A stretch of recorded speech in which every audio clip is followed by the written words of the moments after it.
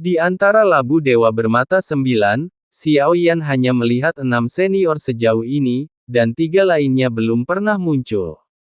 Saat dia berbicara, beberapa labu harta karun asap bening ditarik keluar dari labu dewa bermata 9. Rubah iblis feodal berekor 9 Sueling Zun memenangkan dewa kematian wanita. Sebanyak 6 senior muncul di hadapan ratu. Selamat datang semua orang kuat dari dunia luas. Sudut mulut ratu perlahan terangkat lembut, namun tanpa kehilangan aura dominan yang dia pancarkan setiap saat.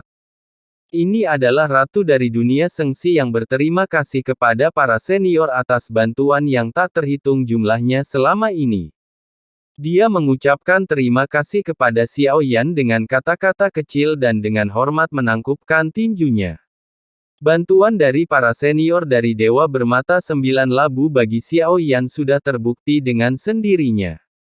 Jika bukan karena bantuan para senior ini dengan bantuan, Xiao Yan tidak akan bisa berjalan lancar.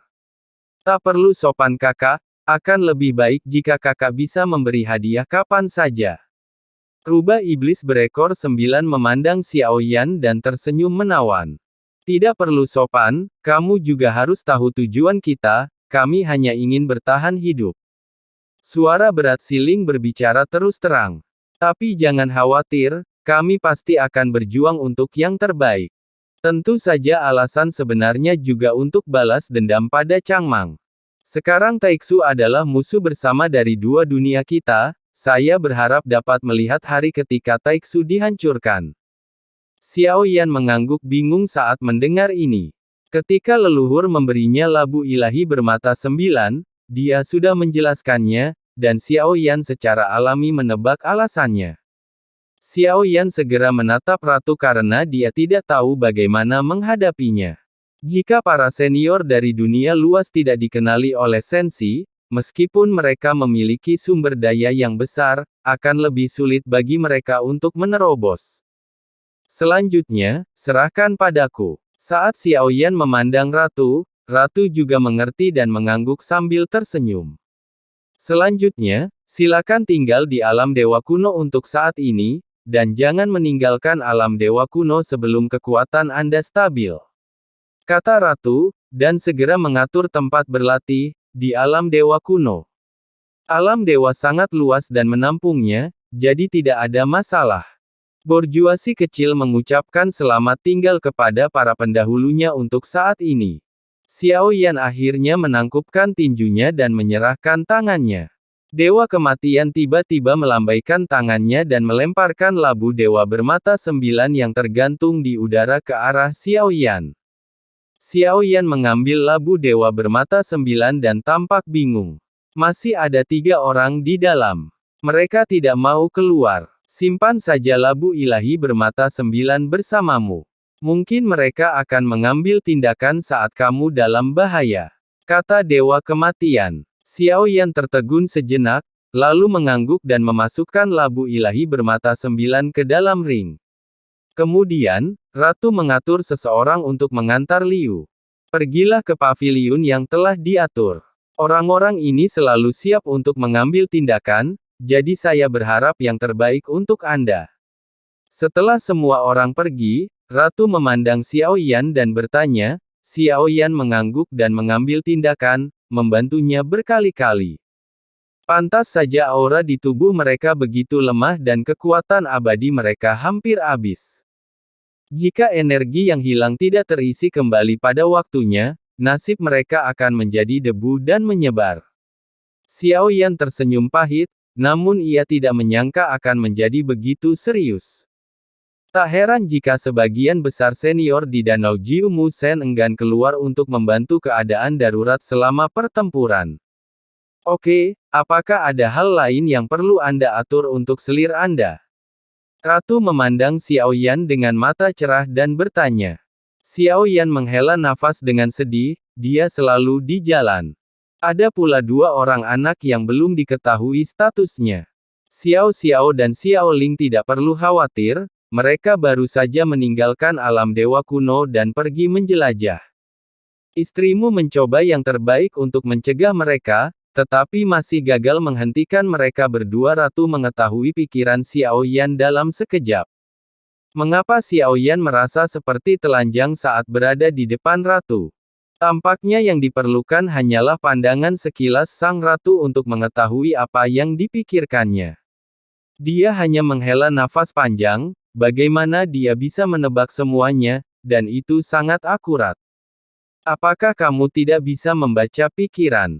Xiao Yan menatap ratu dengan getir, ini terlalu menakutkan, rasanya tidak ada tempat untuk bersembunyi. Saya belum pernah mendengar tentang selir ajaib ini. Ratu tersenyum dan menggelengkan kepalanya. Saya baru saja menghitung situasi Anda saat ini dan semua orang yang ingin saya temui telah melihat Anda. Hal terakhir yang saya khawatirkan mungkin adalah kedua anak Anda yang sudah lama tidak bertemu dengan Anda. Menurutku ini tidak sulit. Ratu berkata dengan serius. Xiao Yan menggelengkan kepalanya tanpa daya. Saya harus terkesan oleh Ratu. Dengan pikiran yang begitu cerdik dan pemikiran acak di benak Cheng Fu, dia bisa memahami apa yang dipikirkan Xiao Yan. Namun tidak sulit jika ingin bertemu dengan mereka. Mereka sekarang berada tidak terlalu jauh dari alam dewa kuno, dan sepertinya mereka menemui sedikit masalah. Kata Ratu. Xiao Yan sedikit mengernyit saat mendengar ini. Kalau begitu aku hanya bisa menyusahkan Ratu untuk ikut bersamaku. Dia benar-benar tidak memenuhi syarat sebagai seorang ayah. Xiao Yan tersenyum pahit. Sang ratu tidak ragu-ragu dan langsung berdiri, sepertinya selama itu adalah permintaan anti-inflamasi, ratu akan menyetujuinya tanpa syarat dan memberikannya prioritas tertinggi. Mereka tahu apa yang sedang dilakukan ayah mereka. Jangan khawatir. Saya telah melihat kedua anak tersebut, mereka sangat cerdas dan bijaksana, dan mereka harus mengikuti ayah mereka. Jadilah sangat mandiri, jangan terlalu khawatir. Ratu memuji Xiao Yan sambil berjalan bersamanya. Ratu dan Xiao Yan menaiki Fearless lagi. Sebelum berangkat, Xiao Yan masih bersikeras ingin bertemu kedua anaknya lagi. Di suatu tempat, kemana kalian berdua lari? Berani melawan rumah surgawi kita dan mencari kematian. Pada saat ini, di ruang tertentu, dua sosok sedang berlari kencang, dan di belakang mereka ada 7 atau 8 sosok. Bai Wutong adalah roh hantu yang telah mengorbankan jiwanya. Saudari, apa yang harus kita lakukan? Pria dengan alis tajam dan mata berbintang sangatlah tampan. Cedera kami parah dan kami tidak punya peluang untuk menang jika kami berjuang keras melawan mereka. Di sisi lain laki-laki, terdapat seorang perempuan dengan penampilan halus, namun sosoknya sangat tinggi dan cembung, seolah-olah ia memiliki tubuh yang indah. Ada juga formasi pertahanan yang menunggu untuk dikembalikan. Saya akan tinggal di sini untuk menunda Anda. Cepat siapkan formasi 100 mil jauhnya. Seharusnya bisa menghemat waktu kita untuk sementara. Wanita itu segera mengambil keputusan. Pria itu segera mengangguk tanpa ragu-ragu. Sosok wanita itu tiba-tiba berhenti, dengan pedang panjang di tangannya, dia mengangkat tangannya dan melambaikannya, cahaya pedang itu melesat lewat dan berhenti menuju hantu yang mengejar. Pria itu mengertakkan gigi dan bergegas ke depan tanpa ragu-ragu, dia berhenti setelah 100 mil dan mengeluarkan slip giok di tangannya untuk membentuk formasi pertahanan. Bunuh saja beberapa dari kalian monster. Sekelompok bajingan yang bahkan bisa mengorbankan jiwanya sendiri berdiri di udara memegang pedang dan tampak heroik. Hal yang sama berlaku untuk Nizi Tianren Mansion yang arogan. Tapi saudara-saudara yang memprovokasi sudah lama tidak bertemu dengan orang terkemuka seperti itu. Balas dendam adalah hal terbaik berikutnya, Anda tidak boleh melewatkan item kualitas terbaik ini. Kedua hantu roh yang dipimpin oleh mereka tersenyum liar, dengan ekspresi yang lebih gila di wajah mereka. Dia melihat sekelompok orang yang berpikiran rendah dan tercela.